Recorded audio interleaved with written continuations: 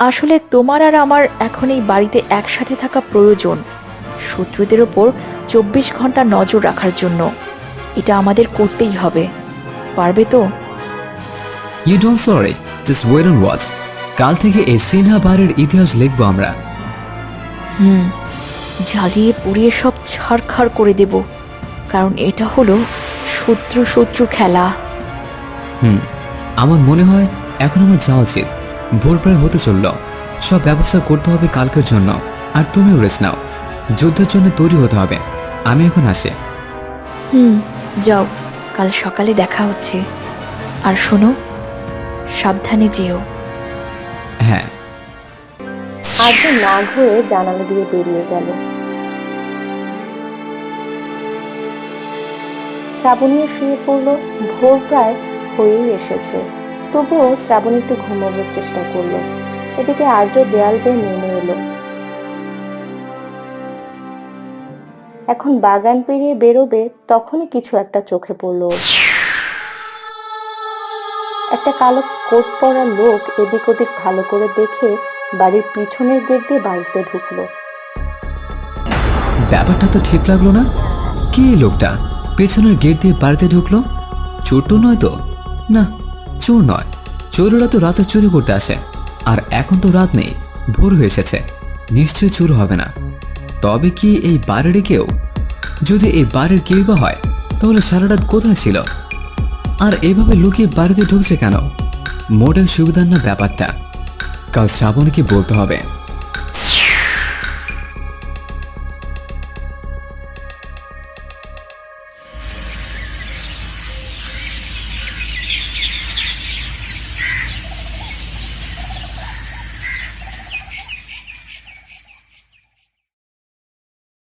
সকাল প্রায় 8টা বাজে। একটু পরে ফ্লাইট এসে এয়ারপোর্টে নামবে। কিছুক্ষণ পর ফ্লাইট এয়ারপোর্টে নামলো।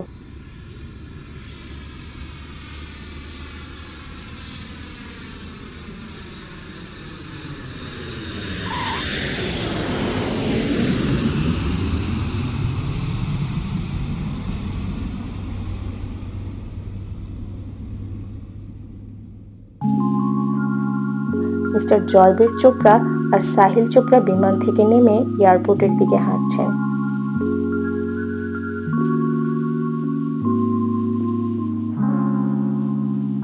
আর্য প্রস্তুত, হাতে একটা আইসক্রিম নিয়ে মিস্টার চোপড়ার সামনে হাঁটছেন। ফোনে কথা বলতে বলতে পিছনে সাহিল ফোন টিপতে টিপতে আসছিল। আর্যও সামনে গেল, আর ইচ্ছে করেই ধাক্কা খেলো সাহিলের সাথে। আইসক্রিমটা গিয়ে সাহিলের শার্টে লাগলো। সরি, বুঝতে পারিনি। কিসের সরি? দেখে চলতে পারেন না? আমার পুরো স্যুটটা খারাপ করে দিলেন। সরি ভাই। ড্যাড দেখো না, একজন আমার স্যুটটা খারাপ করে দিল। তুমি গাড়িতে ওয়েট করো, আমি ওয়াশরুম থেকে আসছি। Okay, come fast. Yes dad. পুরো স্যুটটা খারাপ করে দিয়েছে লোকটা। বলে সাহিল আয়নার সামনে দাঁড়িয়ে স্যুট পরিষ্কার করতে লাগলো। হঠাৎ ওর পিছনে দেখলো কেউ দাঁড়িয়ে আছে। আরে আপনি আবার? একে তো স্যুটটা খারাপ করে দিয়েছেন, এখন আবার নক না করে হঠাৎ করে ওয়াশরুমে ঢুকে পড়েছেন। আশ্চর্য তো আপনি, কোনো কাণ্ডজ্ঞান নেই নাকি আপনার? অনেক কথা বলে নিয়েছ, আর না। এরপর আর্য নাক ধুতে আসে আর লেজ দিয়ে একটা বাড়ি দেয় সাহিলকে। অজ্ঞান হয়ে যায় সাহিল। তারপর দুটো নাগ এসে অজ্ঞান সাহিলকে নিয়ে যায়।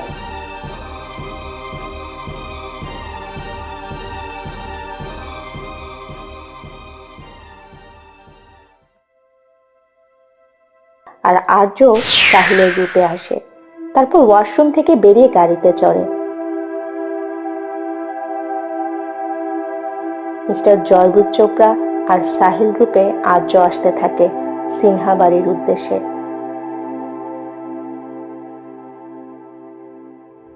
এদিকে সিনহা বাড়িতে সবাই ঘুম থেকে উঠে পড়েছে, ড্রয়িং রুমে এসে বসে আছে।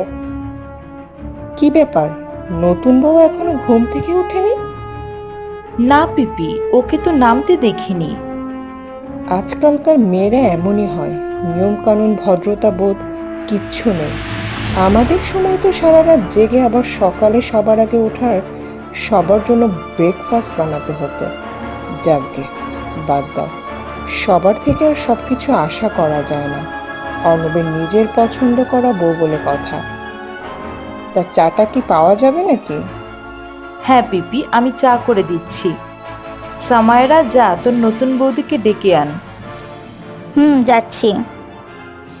দাঁড়াও সামাইরা, কোথায় যাচ্ছ? আমি তো এখানে, যেতে হবে না কোথাও, তুমি বসো। সরি মা, পিপিমা ব্রেকফাস্টটা বানাতে একটু দেরি হয়ে গেল, তাই চা নিয়ে আসতে দেরি হলো। এই নিন পিপিমা আপনার চা। আর হ্যাঁ, আমার থেকে সব কিছুই আশা করতে পারেন, নিরাশ করব না আপনাদের। আর অর্ণবের পছন্দ ততটাও মন্দ না। আসলে সবার আগে উঠেছে ও, তারপরও সোজা রান্নাঘরে, তাই কেউ দেখতে পায়নি। আর্যের যাওয়ার একটু পরেই শ্রাবণী উঠেছিল, আর ঘুমোয়নি। দেখছো তো সবাই, আমাদের শ্রাবণী বৌদি ইজ রিয়েল। সবাই কি ভাবছিল, আর বৌদি কি করে দেখালো। কেন রে নিলয়, কি হয়েছে? শ্রাবণী আবার কি করলো? কি করলো মানে, সবার ভাবনাকে ভুল করে দিয়ে বৌদি সবার আগে উঠে সবার জন্য ব্রেকফাস্ট বানিয়ে এই কেবল চা নিয়ে হাজির হলো। খাবি নাকি নতুন বৌদির হাতে এক কাপ চা? এক কাপ হলে মন্দ হয় না। সবার জন্যই আছে, আগে পিপিমাকে দিই, দাঁড়াও, উনি বলুক কেমন হয়েছে, আমি ওনার পরীক্ষায় উত্তীর্ণ কিনা। শ্রাবণীর এই কথাটা শুনে যামিনীর ভ্রুটা কুঁচকে গেল। মন্দ নয়, ভালোই বানিয়েছো। শ্রাবণী এরপর সবাইকে চা দিল, সবাই অনেক প্রশংসা করলো খেয়ে।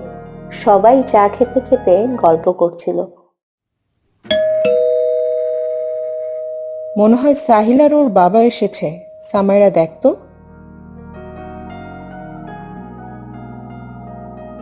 আরে সামেরা, বেটা কেমন আছো? অনেক ভালো আছি পাপাই, তুমি কেমন আছো?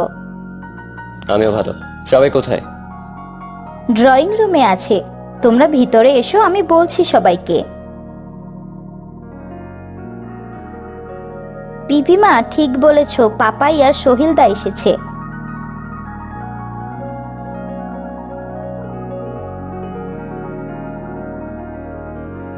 কোথায় আমার সাহিল?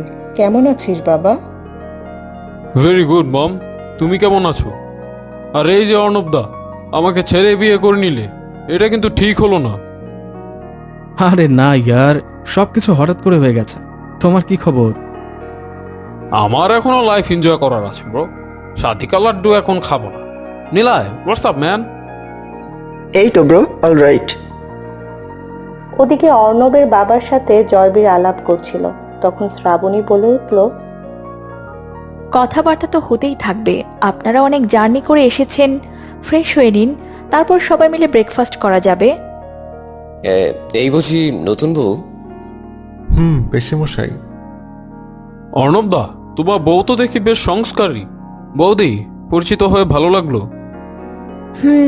আমারও। সবাই ফ্রেশ হয়ে আসার পর শ্রাবণী সবাইকে ব্রেকফাস্টে খাবার সার্ভ করে দিল। সবাই অনেক প্রশংসা করলো শ্রাবণী।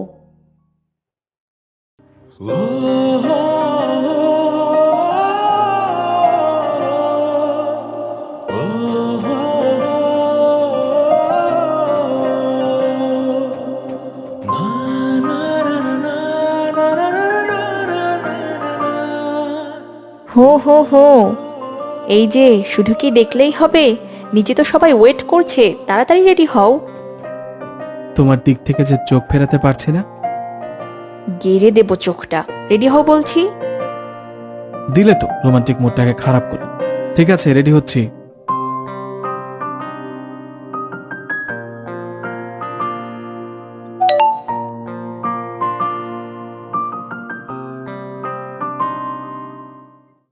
অর্ণব, এই তো হয়েছে। প্লিজ একটু বাইরে যাবে, আমি ড্রেস চেঞ্জ করব। আরে তো করো না, কে বারণ করেছে? আমি তো তোমার বর, তাই না? খালি দুষ্টুমি না, যাও বলছি, যাও।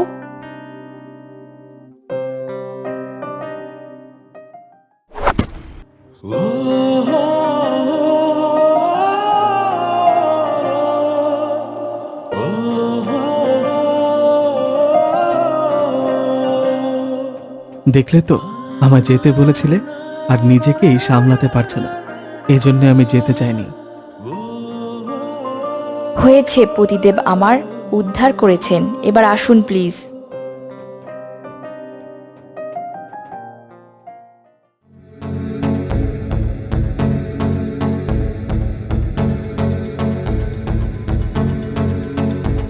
তারপর জানালাটা খুলে দিল আর আর্য এসে ঢুকলো। উফ, যেতেই চাইছিল না। এসেছো, ভালো করেছো। পার্টির পরিকল্পনাটা তোমাকে বলাই হয়নি। এরপর আর কথা বলার সময় নাও পেতে পারি। হ্যাঁ বলো, পার্টিতে কিভাবে কি করবে? শোনো, সবাই যখন ব্যস্ত থাকবে তখন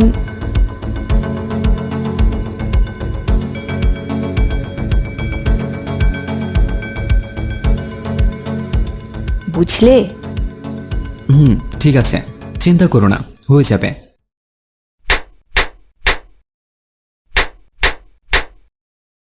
শ্রাবণী, কার সাথে কথা বলছো? দরজাটা খুলো, সবাই তোমার জন্য ওয়েট করছে নিচে। অর্ণব চলে এসেছে, আমি দরজা খুলছি, তুমি বেরিয়ে যাও। ওকে।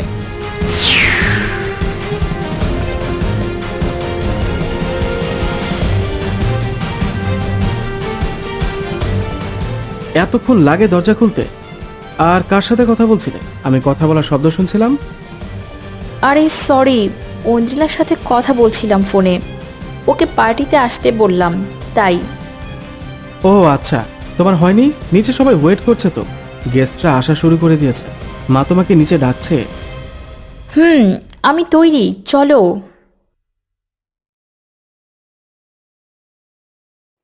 অর্ণব আর শ্রাবণী নিচে পার্টিতে এলো।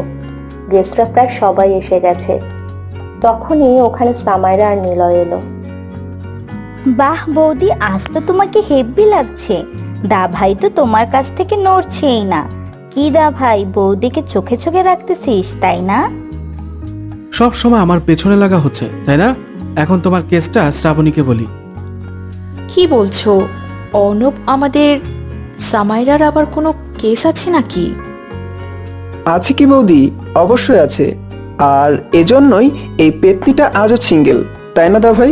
কিরে পেতনি, বলে দেব বৌদিকে তোর কেসটা? দা ভাই ভালো হচ্ছে না কিন্তু। আর তুই আমাকে পেতনি বললি? কোন সাহসে? দাঁড়া, তোকে দেখাচ্ছি মজা।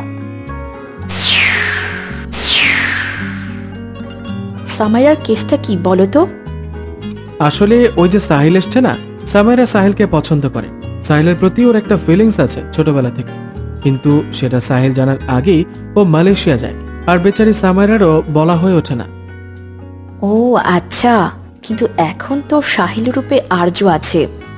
সামাইরা তো সেটা জানেও না। যদি পরে কোনো প্রবলেম হয়? কি ব্যাপার, কি ভাবছো? কিছু না। ঐন্দ্রিলাটা যে কেন এখনো আসছে না? এসে যাবে। এদিকে সামাইরা আর নীল ছুটেই বেড়াচ্ছে। পালাবি কোথায়? আমাকে পেতনি বলা। এই বলে নিলয় সামনে দৌড়ে যেতে একটা মেয়ের সাথে ধাক্কা লেগে মেয়েটাকে নিয়ে নিচে পড়ে গেল। মেয়েটা আর কেউ নয়, স্বয়ং ঐন্দ্রিলা। এই রে, যা পড়ে গেল। আমি বাবা পালাই। ঐন্দ্রিলা তুমি মেঝেতে পড়ে গেছে নিলয়। তারপর আর ওঠার নামই নেই যেন। ওঠার কথা ভুলেই গেছে ঐন্দ্রিলাকে দেখতে দেখতে। কে আপনি? হুট করে এসে গায়ের উপর পড়লে? শুনুন তো।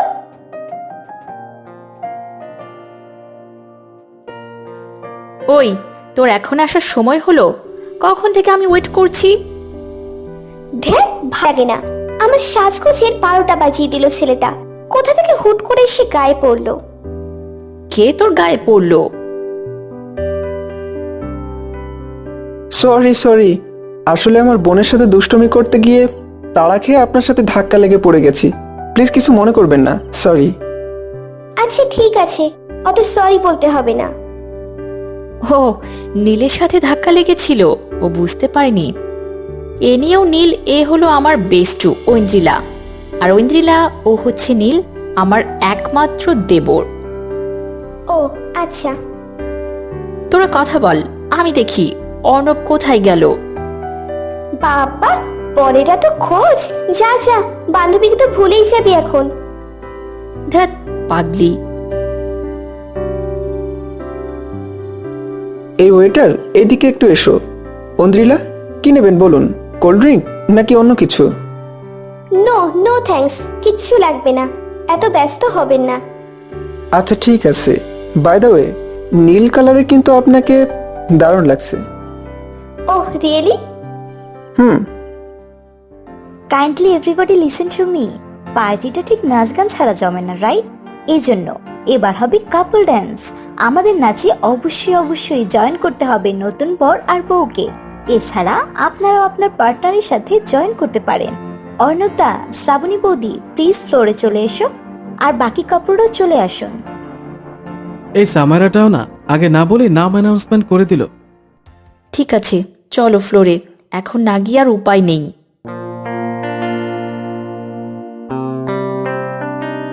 ইফ ইউ ডোন্ট মাইন্ড, আপনি কি আমার পার্টনার হবেন নাচের জন্য?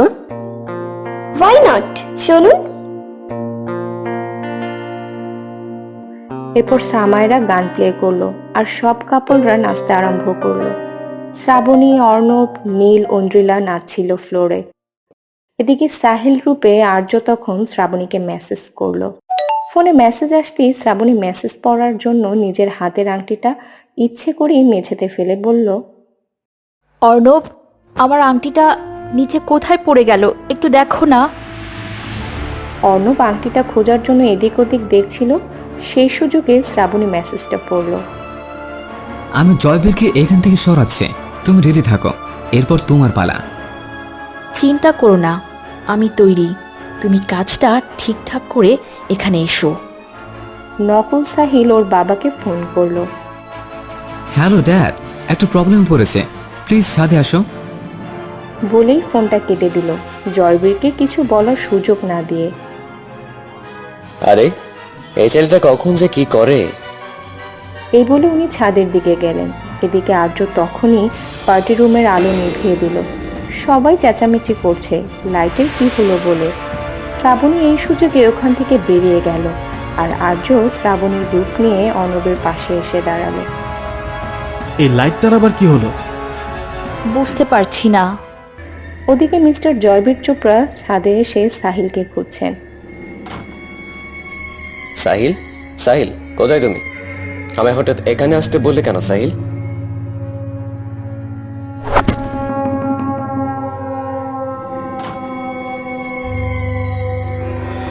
কে কে ওখানে? আরে এই দরজাকে লাগিয়ে দিল।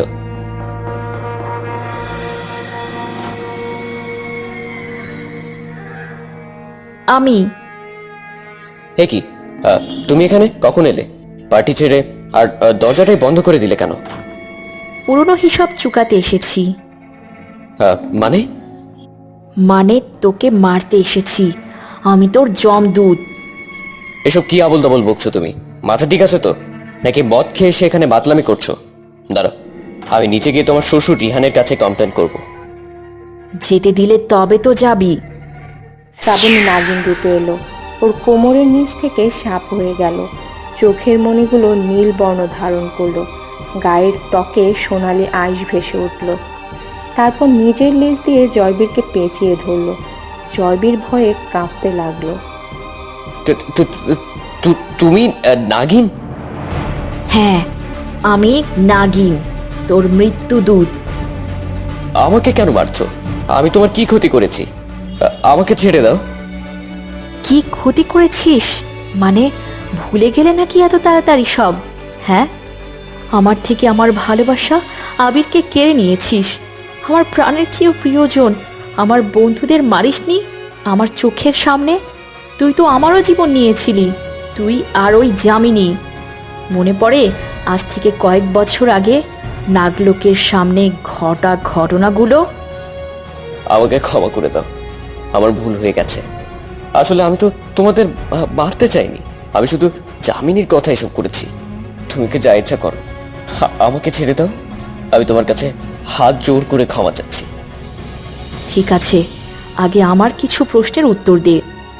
আমি আবির আর আমার বন্ধুরা এই বাড়িতে এসেছিলাম আমাদের সাথে হওয়া অন্যায়ের বদলা নিতে। আমরা তো তোদের কোনো ক্ষতি করিনি। আর হ্যাঁ, রিহান এশাকে তো আমরা চাইলেই মারতে পারতাম, কিন্তু আমরা মারিনি। ভেবেছিলাম আমাদের প্রতিশোধ পূর্ণ হলে ওদের ছেড়ে দেব। তবে কেন তোরা আমাদের মারলি ষড়যন্ত্র করে? বল। বেশ, সব বলছি, শোনো। তবে যামিনী পিশাচ সাধনা করে, নাগমণির ব্যাপারে জানতে পারে, আর ওর লোভ হয়। কিন্তু নাগমণি পেতে হলে নাগরানীকে দরকার। ও সাধনা করে জানতে পারে ওর ভাইয়ের বাড়িতে নাগেরা থাকছে, তাই ওই বাড়িতে আসছে আর তোমাদের আসল পরিচয় জেনে যায়। কিন্তু কাউকে কিছু না বলে ও তলে তলে পরিকল্পনা করে একদিন তোমাদের পিছু করে ও নাগলোকে গিয়ে রিহান আর এশাকে দেখতে পায়। তারপর ওদের মুক্ত করে নিজের দলে নিয়ে নেয় আর তোমাদের মারার প্ল্যান করে। আর নাগমণি পাওয়ার কিন্তু পিশাচ যজ্ঞের আয়োজনে দেরি হওয়ার ততক্ষণে নাগমণি গায়েব হয়ে যায়। সের আগে ও তোমাদের মেরে ফেলে। আর হ্যাঁ, খুন আমরা 4 জনই করিনি, এতে আরো 2 জন সহযোগী ছিল, যারা যামিনী পিশাচ যজ্ঞের জন্য প্রয়োজনীয় জিনিস যোগান দিত। দেখ, তুই যদি তাদের পরিচয় দিস তাহলে তোকে ছেড়ে দেব। ওরা রিহানের অফিসে কাজ করে, ওর 2 ম্যানেজার। আমি যা জানতাম সব বলে দিয়েছি। আমায় ছেড়ে দাও, আমি কাউকে কিচ্ছু বলবো না। যা দিলাম। বলে শ্রাবণী লেজ থেকে ফেলে দিল জয়বীরকে।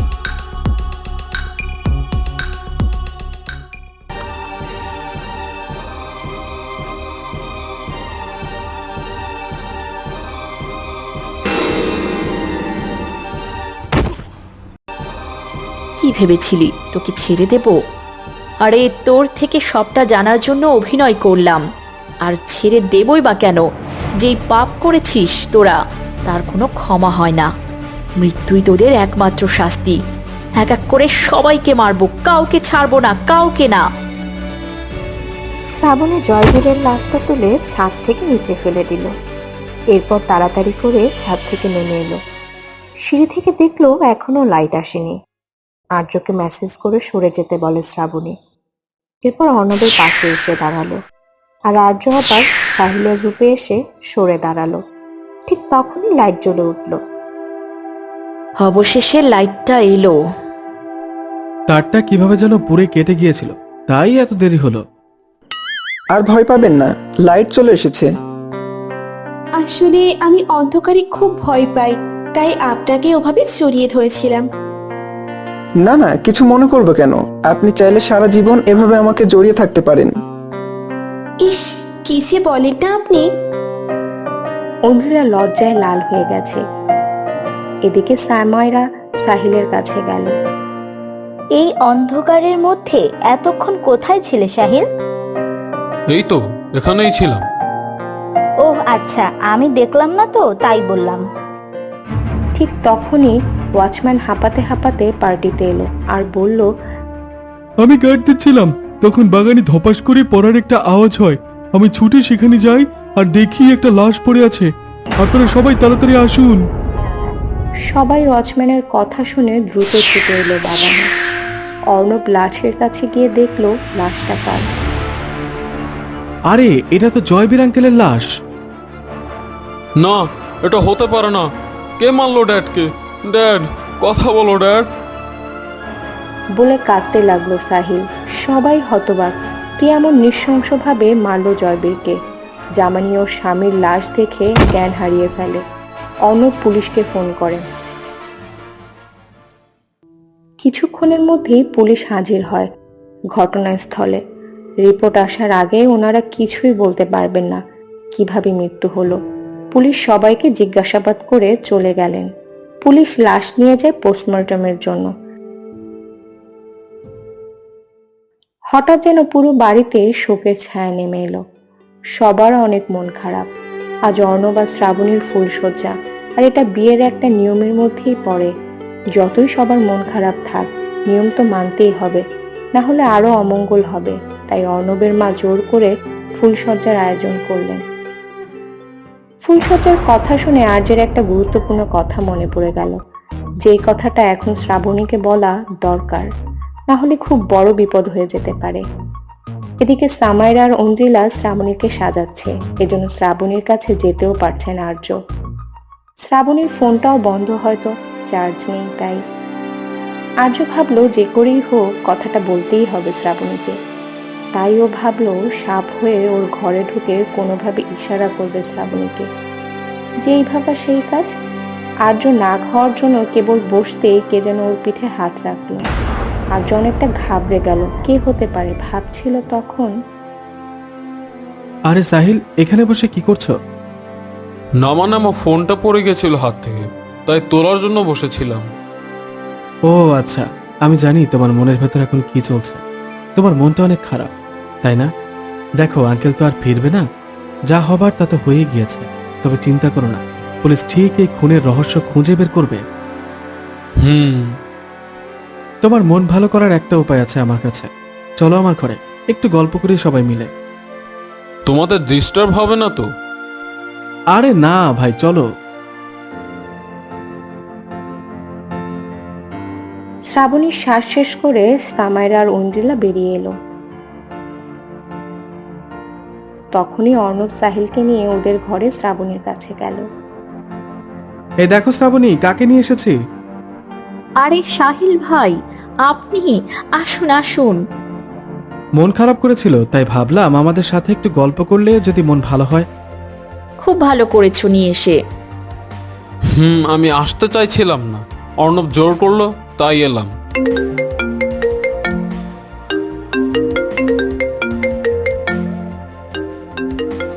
সরি গাইস, তোমরা কথা বলো, আমি আসছি, একটা আর্জেন্ট কল এসেছে। ঠিক আছে। অর্ণব চলে গেল ওখান থেকে। অবশ্য কি ভালোই হলো, আর্যের এই সুযোগ এর অপেক্ষায় ছিল ও। এখন শ্রাবণীকে বলতে হবে, না হলে অনেক বড় ক্ষতি হয়ে যাবে শ্রাবণী। শ্রাবণী, তোমার ফোনের কি হয়েছে? কখন থেকে ট্রাই করছে, একটা জরুরি কথা বলার ছিল। ভাগ্যে সে সুযোগটা পেলাম, না হলে সব শেষ হয়ে যেত। ফোনটা অফ হয়ে গেছে, চার্জ নেই। অর্ণব এসে যাবে, কি কথা বলবে তাড়াতাড়ি বলো। শোনো, তুমি নাগলোকে বড় হওনি, তাই অনেক নিয়মকানুন জানো না। নাগপুষ থেকে বর্ণিত আছে যে কোনো নাগ বা নাগিন যদি কোনো মানুষের সাথে শারীরিক সম্পর্কে আবদ্ধ হয়, তাহলে সেই নাগ বা নাগিন অভিশপ্ত বলে পরিণত হবে এবং তার কোনো নাগশক্তি থাকবে না। সে নাগবংশ থেকে বিতাড়িত হবে। আর যেহেতু তোমার ফুলসজ্জা, তাই কথাগুলো বললাম। অর্ণবের সাথে যেন শারীরিক মিলন না হয়, খেয়াল রেখো। ওকে যে কোনো বাহানা দিয়ে তোমাকে আটকাতে হবে, না হলে তুমি তোমার লক্ষ্য পূরণে সফল হতে পারবে না শ্রাবণী।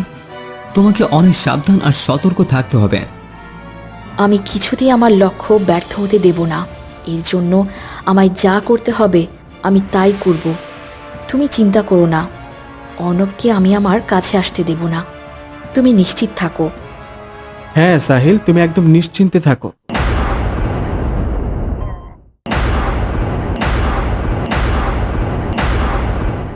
পুলিশ ঠিকই আঙ্কেলের খুনিদের খুঁজে বের করবে। আর্য আর শ্রাবণী একটা স্বস্তির নিঃশ্বাস ফেলল। যাক বাবা, কিছুই শুনতে পাইনি। হ্যাঁ, আমিও এতক্ষণ ধরে সাহিল ভাইকে এটাই বোঝাচ্ছিলাম। আচ্ছা, আমি এখন যাই, অনেক রাত হয়েছে।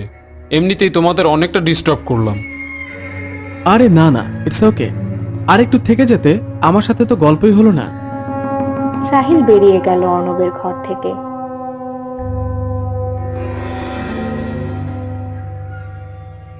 অর্ণব দরজা লাগিয়ে এসে শ্রাবণীর পাশে বসলো, ফুলসজ্জার খাটের উপর। তারপর শ্রাবণের দিকে এক দৃষ্টিতে চেয়ে আছে।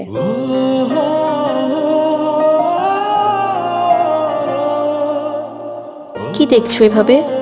আগে বুঝি কোনোদিন দেখোনি আমায়? কি করব বলো, তোমার মায়াবী চোখের দিকে তাকিয়ে যে প্রেমে পড়ে গেলাম, চোখ ফেরাতে যে মন চাইছে না। বলতে বলতে অর্ণব শ্রাবণীর কাছে এগিয়ে যেতে লাগলো। শ্রাবণীর খুব ভয় করছে, কিভাবে আটকাবে ওকে বুঝতে পারছে না। অর্ণবকে কিছু বলতেও পারছে না, একজন স্বামী হিসেবে ওটা ওর অধিকার। অর্ণব শ্রাবণীর হাত স্পর্শ করলো, কেঁপে উঠল শ্রাবণী, চোখে ভয়ের ছাপ। না, আর কিছুতেই সহ্য করতে পারছে না শ্রাবণী আর্যের কথাগুলো, ওর কানে বাজতে লাগলো।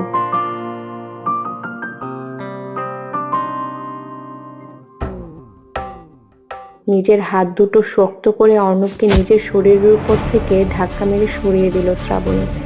হঠাৎ এমন আচমকা ধাক্কায় মেঝেতে পড়ে গেল অর্ণব।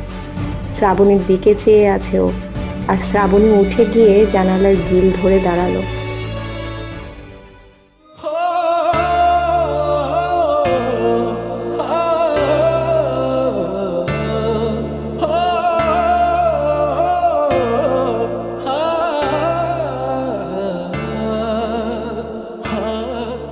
পিছনে ঘুরতেই দেখলো অর্ণব রাগী চোখে ঘর থেকে বেরিয়ে গেল। শ্রাবণী ছুটে গিয়ে দরজার পাল্লা ধরে দাঁড়িয়ে পড়ল। মন তো চাইছিল আটকাতে, কিন্তু মস্তিষ্ক কিছুতেই তাতে সায় দিচ্ছিল না। ওরও যে হাত পা বাঁধা। আজ অর্ণবকে না আটকালে হয়তো সমস্ত শক্তি হারিয়ে ফেলতো। শত্রুদের সাথে লড়াইয়ের জন্য অনেক শক্তির প্রয়োজন। শ্রাবণী কিভাবে বোঝাবে যে ওর দুর্বলতা আছে? অশান্ত মনটা কিছুতেই শান্ত হতে চাইছে না। তবু শ্রাবণী জোর করে মনটাকে শান্ত করার চেষ্টা করছিল। দরজাটা না লাগিয়ে ভিড়ে দিয়ে এসে মেঝেতে বসে খাটের ধারে মাথা লাগিয়ে দিয়ে জানালা দিয়ে বাইরের চাঁদ দেখছে শ্রাবণী। দু চোখ দিয়ে জল পড়ছে একাধারে।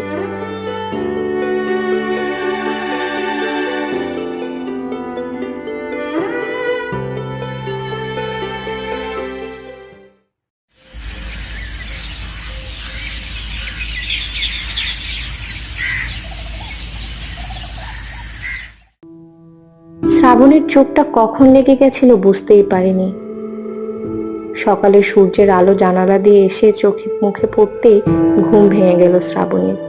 খাটে হেলান দিয়ে শুয়েছিল সারা রাত। উঠে পা বাড়াতেই একটা বোতলে পা লেগে গেল। বোতলটা মদের ছিল। শ্রাবণী আরো আশ্চর্য হলো অর্ণবকে দেখে। ও মেঝেতে চিৎপটাং হয়ে পড়ে আছে। শ্রাবণী আর বুঝতে বাকি রইল না কাল রাতে কি হয়েছিল। অর্ণব বেরিয়ে গিয়ে ড্রিঙ্ক করে ফিরেছে। বাড়ির অন্য কেউ দেখার আগে শ্রাবণী দরজা লাগিয়ে দিল আর অর্ণবকে টেনে হিঁচড়ে খাটে শুয়ে দিল।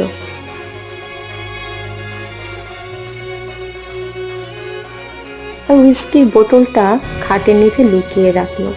তারপর বাথরুম থেকে স্নান সেরে সোজা রান্নাঘরে গেল। সবার জন্য ব্রেকফাস্ট তৈরি করতে। ঠিক তখনই ওখানে আর্য এলো। আর্য, এত সকাল সকাল রান্নাঘরে কেন এসেছো? সবাই দেখলে কি ভাববে বলো তো? কেউ এখনো ওঠেনি, দেখতে পাবে না।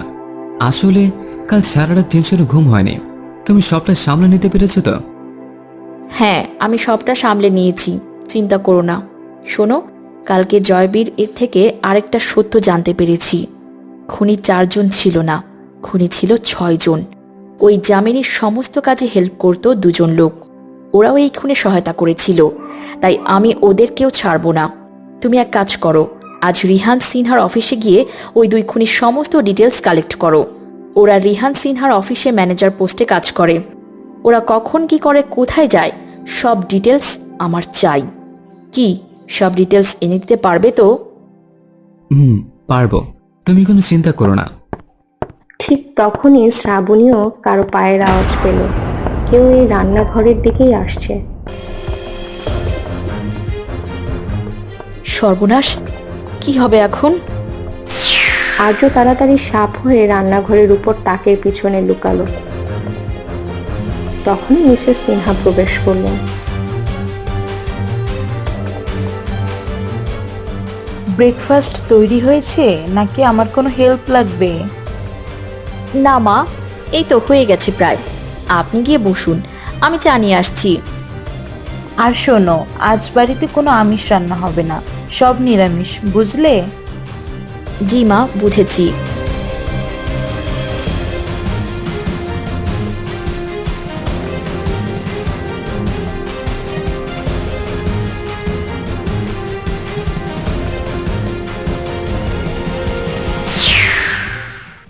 আর একটু হলেই দেখে ফেলতো। শোনো, দুপুরের মধ্যেই তথ্যগুলো জোগাড় করার চেষ্টা করো। যত তাড়াতাড়ি সবটা জানা যাবে, প্ল্যানিংও করতেও তত সুবিধা হবে। ও হ্যাঁ শ্রাবণী, তোমাকে একটা কথা বলতে ভুলে গেছে। কালকের আগের দিন ভোর রাতে যখন এই বাড়ি থেকে বেরিয়ে যাচ্ছিলাম, কালো কাপড় পরা একটা লোককে পিছনে দরজা দিয়ে বাড়িতে ঢুকতে দেখে। ব্যাপারটা কিন্তু খুবই সন্দেহজনক। আমার মনে হয় ওই লোকটার সাথে তোমার মা বাবার খুনের কোনো সম্পর্ক আছে। আচ্ছা, ভ্যাম্পায়ারটাকে এটা জানবো কিভাবে? আদির জ্ঞান ফিরলেই খুনি অবধি পৌঁছাতে পারবো আমরা। কবে যে আদি সুস্থ হবে, ওই আমার এখন বেঁচে থাকার একমাত্র সম্বল। চিন্তা করো না, সব ঠিক হয়ে যাবে। আচ্ছা, এখন আমি আসি।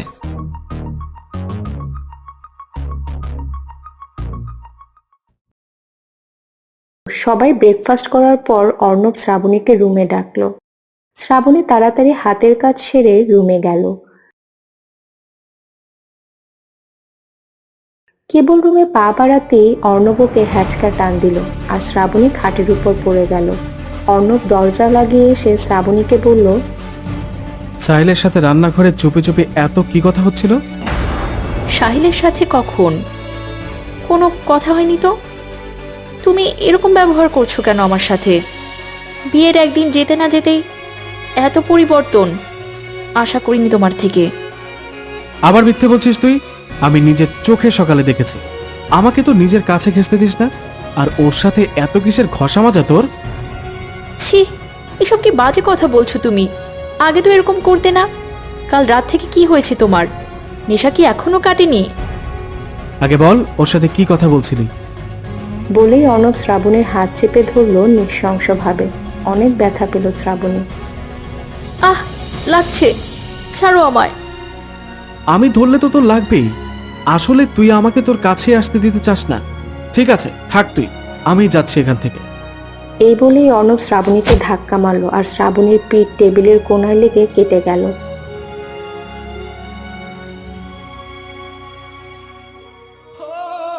বিছানায় মুখ গুজে কাঁদতে লাগলো শ্রাবণী। এখন অর্ণবকে দেখছেও। একদিন আগে অবধি তো অর্ণব এমন ছিল না, হঠাৎ কি এমন হয়ে গেল? ওকে নিজে থেকেই এমন আচরণ করছে নাকি ওকে দিয়ে করানো হচ্ছে? কিছুই বুঝতে পারছে না শ্রাবণী। অর্ণব কোথায় গেল দেখার জন্য শ্রাবণী বেরিয়ে এলো। সারা বাড়িতেও কোথাও নেই। শ্রাবণী ভাবলো হয়তো আউট হাউসে গেছে, তাই ও বাড়ি থেকে বেরিয়ে বাগানের পাশে ওদের আউট হাউসের দিকে যাচ্ছিল। শ্রাবণী দেখলো যে অর্ণব ছাদে বসে আছে। শ্রাবণী ওখানে যাওয়ার জন্য বাড়ির ভিতরে ঢুকলো।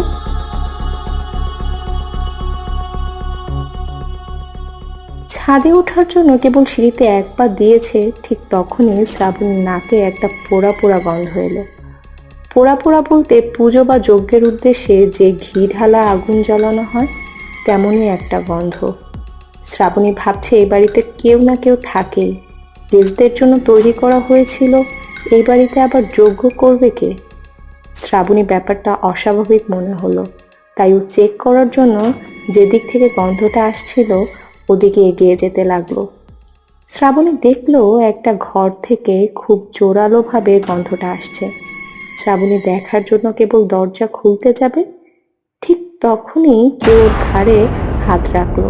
চমকে উঠল শ্রাবণী। পিছনে ফিরে দেখলো অর্ণব। কি ব্যাপার, তুমি এখানে কি করছো?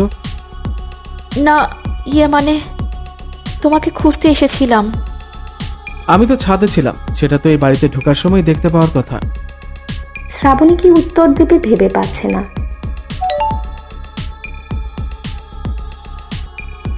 অর্ণব প্রশ্ন করলো, কার মেসেজ শ্রাবণী? চুপ করে রইল অর্ণব। ওর হাত থেকে ফোন কেড়ে নিয়ে দেখলো সাহিলের মেসেজ। এ কি, সাহিল তোমাকে কেন মেসেজ করেছে? তার মানে আমার ভাবনাই ঠিক। এতক্ষণ ভাবছিলাম তোমাকে সরি বলবো তখনকার ব্যবহারের জন্য, কিন্তু আবার আমাদের মাঝখানে সাহিল এসে পড়ল। অর্ণব রাগ করে শ্রাবণীর হাতে ফোন গুঁজে দিয়ে বেরিয়ে এলো। শ্রাবণী অর্ণবের কথায় কান দিল না, কারণ ওর বিশ্বাস অর্ণব এগুলো নিজে করছে না, কেউ ওকে দিয়ে এসব করাচ্ছে। আগে আর্যের মেসেজটা দেখা দরকার। ও কি কিছু জানতে পারলো? এই ভেবে শ্রাবণী আর্যের মেসেজটা ওপেন করলো। আর্য লিখেছে যে অনেক কিছু জানতে পেরেছি, তোমার সাথে কথা বলার প্রয়োজন, বাগানে এসো, আমি ওয়েট করছি। শ্রাবণী আর একটু না ভেবে বাগানে গেল। আর্য সাহিলের রূপে আগে থেকেই দাঁড়িয়ে। শ্রাবণী গেল ওখানে।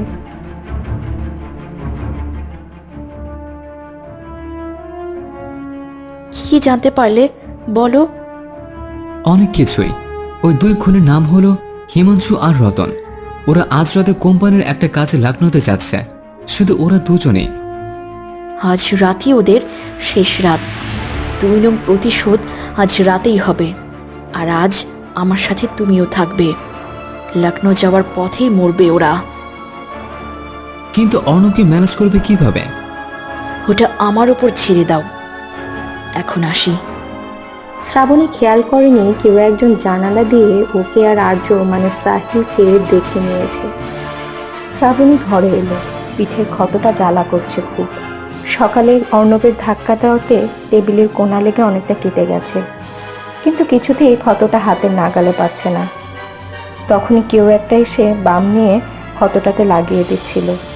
শ্রাবণী শাড়ির আঁচল দিয়ে তাড়াতাড়ি করে পিঠ থেকে সরে যাচ্ছিল। তখনই অর্ণব ওর হাত টেনে ধরল। শ্রাবণী বলল, কেন এসেছো? সাহায্য করতে? আমার কোনো সাহায্য চাই না। নিজে আঘাত করে নিজে আবার সেটাতে মলম লাগাতে এসেছো কেন? সাহিল বুঝি মেসেজ করে বাগানে রেখেছিল? মানে? আমি সব দেখেছি বাগানে লুকিয়ে লুকিয়ে। কি কথা বলছিলে তোমরা? শ্রাবণীরও ভয় হচ্ছে, আবার সবটা শুনে ফেলেনি তো।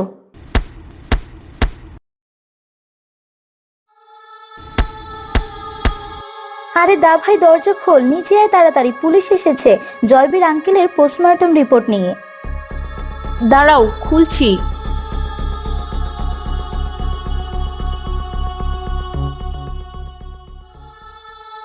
কি বৌদি, তোমায় এরকম লাগছে কেন? সব ঠিক আছে তো? চোখে জল দেখতে পাচ্ছি। কি হয়েছে বলো তো? কি হবে আবার? কিছু হয়নি তো। চোখে কিছু না একটা পড়েছিল তাই। চলো নিচে যাই। চলো দা ভাই, তুইও আয়।